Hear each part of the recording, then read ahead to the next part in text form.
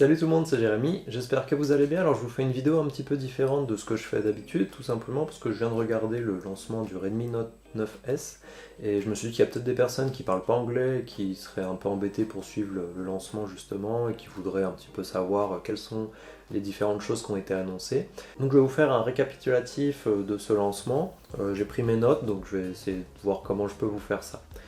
Donc je vais réutiliser aussi des images qui ont été projetées pendant le lancement pour que vous puissiez aussi voir ces images-là, que ça donne les différentes caractéristiques et ce genre de choses. Déjà, alors pour les 30 premières minutes, si jamais c'est pas forcément la peine de les regarder, c'est que des pubs qui sont déjà passées sur la chaîne Xiaomi au sujet de la série des Redmi Note. Donc la personne qui est partie en Antarctique, des choses comme ça, différentes pubs en fait finalement pour faire patienter. Alors une fois passé les 30 minutes de pub, on arrive donc avec la présentatrice, donc c'est Abigo, donc c'est la Senior Product Marketing Manager chez Xiaomi Global.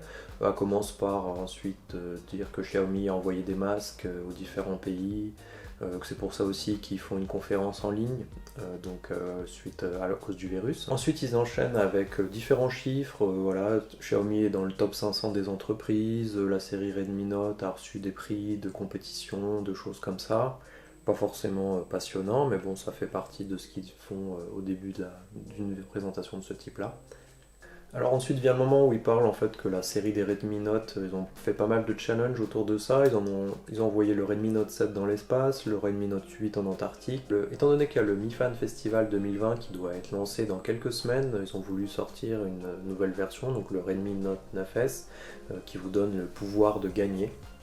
Et pour ça, ils vont donc présenter 9 super features, 9 super caractéristiques représentant le Redmi Note 9S. Donc le premier point qu'ils nous présentent, c'est la caméra in-display, donc le punch hole qui est dans l'écran, avec un écran de 6 pouces 67, avec un ratio corps écran de 91%. Donc je vous affiche les différentes caractéristiques qui ont été présentées. Alors le deuxième point présenté, c'est le design. Donc on voit que le capteur photo est en forme de carré ou de rectangle. Donc c'est un petit peu différent de ce qu'il faisait jusqu'à présent. On voit aussi qu'il y a 3 couleurs qui seront disponibles, la couleur bleu aurore, blanc glacier et gris interstellaire. Le troisième point à être annoncé, c'est le Snapdragon 720G qui va équiper ces téléphones. Donc c'est un processeur qui est plus performant que les versions précédentes. Ils ont eu un score sur Antutu de 278 324. Et comme vous le voyez à plusieurs reprises dans la présentation, ils le comparent avec le Samsung A51. Et au niveau du stockage, on va pouvoir le coupler jusqu'à 128 Go et monter avec une SD card à 512 Go max.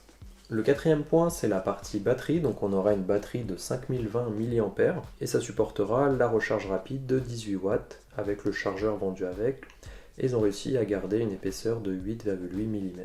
Donc pour le cinquième point, on arrive sur les 4 caméras, un ultra wide, le capteur de 48 mégapixels, la macro et un capteur de profondeur. Encore une fois, on le compare avec le A51, donc vous voyez plusieurs images.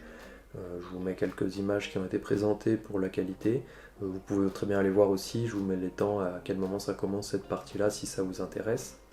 Alors le sixième point, c'est quelque chose d'assez sympa, comme vous le voyez, le capteur d'empreinte est sur le bouton Power directement, donc sur le côté du téléphone. Le septième point, on est sur la partie audio, donc il est censé être 30% plus fort et avoir 80% de basse en plus. Au du huitième point, c'est tout ce qui est fan features, donc ce que les fans appréciaient. Il y a un port jack de disponible, de l'USB-C et un infrarouge blaster pour pouvoir contrôler des équipements infrarouges. Le neuvième point, c'est pour la partie qualité, donc il est fait en Gorilla Glass 5 devant et derrière, mais aussi sur le capteur caméra. Mais il est aussi résistant aux éclaboussures. Donc arrivé à la fin, on va arriver sur la partie concernant le prix.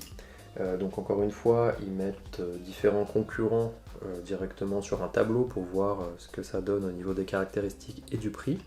Donc il est prévu à 249 $ et à 279 $ en fonction de la version choisie, comme vous le voyez à l'écran. Il sera disponible à partir du 7 avril et ils feront aussi des promotions de vente flash le 7 et le 8 pour baisser le prix à 199 et 239 $.